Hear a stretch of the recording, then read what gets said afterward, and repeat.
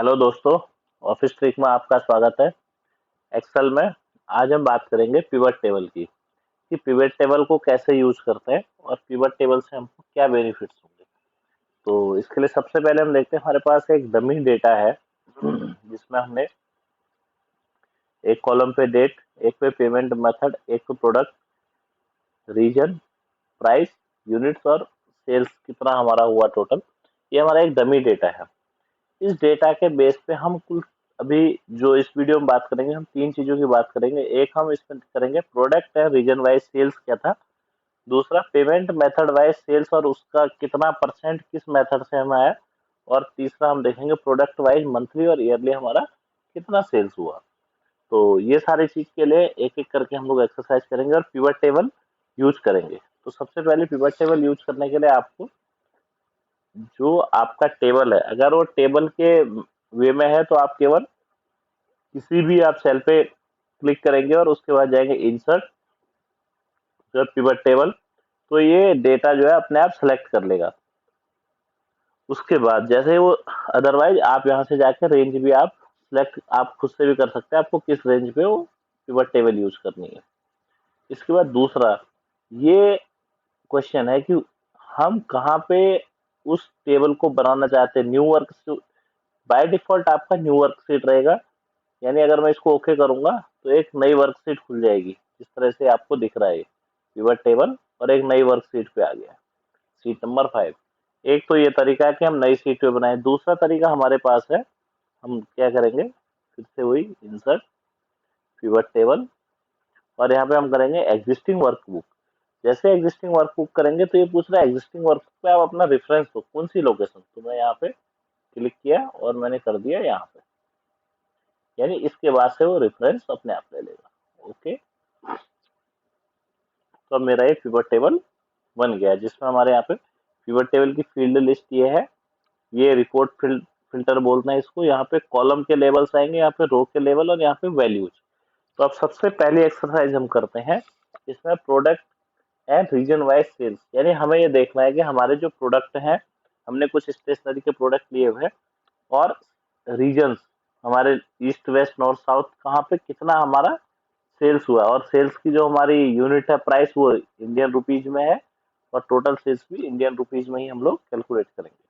तो सबसे पहले वो ना product and region wise sales हम निकालेंगे कैसे। तो उसके लिए यहाँ जो हमारे फील्ड है, इस फील्ड में से हम यहाँ पे वैल्यूज रखेंगे। पहला हमें प्रोडक्ट, हमने प्रोडक्ट को रख दिया रो लेवल पे।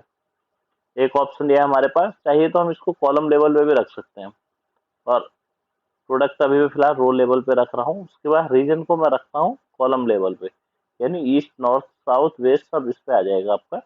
और उसके बाद सेल्स लेना है तो सेल्स की वैल्यूज को हम लेंगे वैल्यूज वाले कॉलम।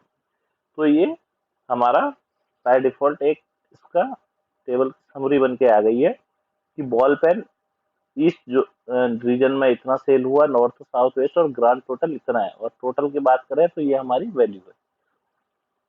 अगर मुझे इस वैल्यू को सिर्फ चेक करना हो तो मैं क्या करूंगा, यहाँ पे जाके सेलेक्ट करूंगा, ये देखिए 15011.55, और यहाँ पे ग्रांड टोटल देख लीजिए 15011.55।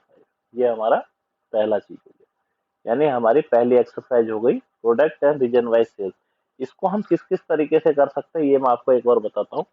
आप चाहिए तो इस प्रोडक्ट को आप यहाँ रीजन को यहाँ कर दीजिए, प्रोडक्ट को यहाँ कर दीजिए, तो इसमें भी आप आंसर आपका सेम आएगा, बट आपकी जो रिपोर्ट है वो थोड़ा अलग तरीके से दिखेगी।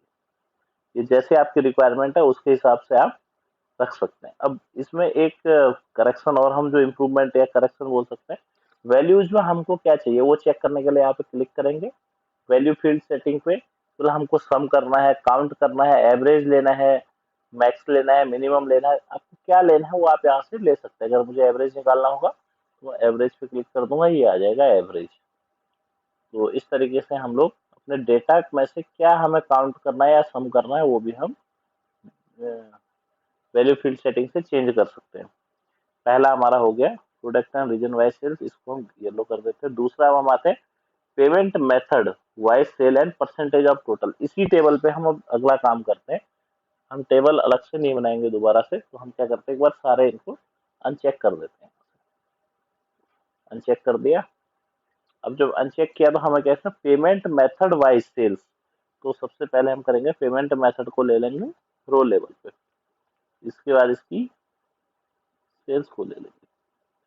अभी आपकी ये सेल्स जो आ रही है वो सम के फॉर्म में आ रही है, लेकिन हमको यहाँ पे सेल्स को परसेंटेज पे निकालना है, यानी कितना परसेंट सेल हमारा कैश में हुआ, कितना मास्टर कार्ड, कितना पेपल से, कितना रुपए कार्ड, कितना वीजा कार्ड। तो इसके लिए मैं क्या करूंगा, यहाँ पे जाऊंगा value field setting, show value as, यहाँ पे जाना पड़ेगा। अभी नो कैलकुलेशन आ रहा है, कैलकुलेशन को हमें करना पड़ेगा परसेंटेज ऑफ ग्रैंड टोटल, यानी टोटल जितना भी अमाउंट है ग्रांड टोटल जो है उसकी परसेंटेज आप निकाल के देंगे। यानी 7.98% कैश में काम हुआ है, 18.58% मास्टर कार्ड के थ्रू, इतना पेपल के थ्रू। तो ये हमारे पेमेंट मेथड भी निकल के आएगी कि इस डेटा में से इतना परसेंट हमारा किस मेथड से हमने जो है पेमेंट हमें रिसीव हुई है। तो यानी मेरा क्वेरी नंबर 2 भी क्लियर हो गया। अब आते हैं query number 3, product wise monthly and yearly sales. अब इसके लिए हम लोग क्या करेंगे, फिर से एक बार चेक करते हैं पूरा ही। अब हमें क्या चाहिए, प्रोडक्ट वाइज। सबसे पहले प्रोडक्ट वाइज चाहिए, मैं प्रोडक्ट को ले लिया मैंने कॉलम पे। उसके बाद में गया डेट, क्योंकि हमें product monthly and yearly sales निकालना है, इसको रो लेवल पे डालना पड़ेगा, और सेल्स को हम डालेंगे वैल्यूज पे। लेकिन अब यहाँ पे तो अभी हम तो बोल रहे थे मंथली एंड ईयरली, लेकिन यहाँ तो डे वाइज आ रहा है। अब आप देखेंगे तो सारा डे वाइज दिख रहा है। अब इसको कैसे मंथली एंड ईयरली करेंगे कन्वर्ट, इसके लिए हम लोग क्या करेंगे, हम लोग जाएंगे यहाँ पे ऑप्शंस में, पिवट टेबल का जो ऑप्शंस है उसमें जाएंगे, और यहाँ पे एक है ग्रुप सिलेक्शन, यानी जो डेट है इसको हम ग्रुप कर देंगे। कैसे ग्रुप करेंगे, एक तो मंथ में, अगर हमें क्वार्टरली चाहिए तो क्वार्टर में भी कर सकते हैं और ईयर में भी। तो ये स्टार्टिंग डेट कहाँ, यहाँ से यहाँ तक इस डेट के बीच में कर दिया। अब देखिए आप Q1 मंथ वाइज ये हमारी आ गई, Q2 मंथ वाइज, या अगर मैं इसको क्वार्टर हटाना है तो मैं इसमें से क्वार्टर को रिमूव कर दूंगा, रिमूव कर दिया, यानी मंथली देख लीजिए। मंथली प्रोडक्ट वाइज हमारा ये सेल हुआ है, और ओवरऑल सेल अपना वही आएगा। तो इस तरीके से हम लोग पिवट टेबल को यूज कर सकते हैं। पिवट टेबल को यूज करने के लिए इसके अलावा इसके हम रिपोर्ट के लेआउट को और चेंज कर सकते हैं।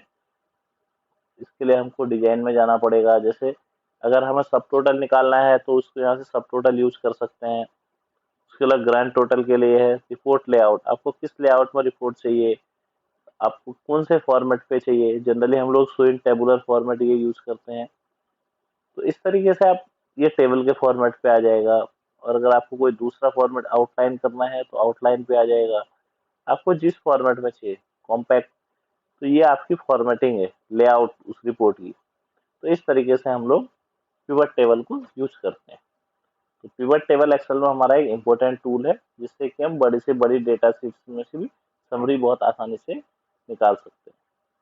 तो आज के लिए एक्सेल में इतना ही। अगर आपका एक्सेल से रिलेटेड कोई भी क्वेरी हो तो आप कमेंट करके बताएं, उस पर भी हम लोग वीडियो बनाएंगे। Thank you.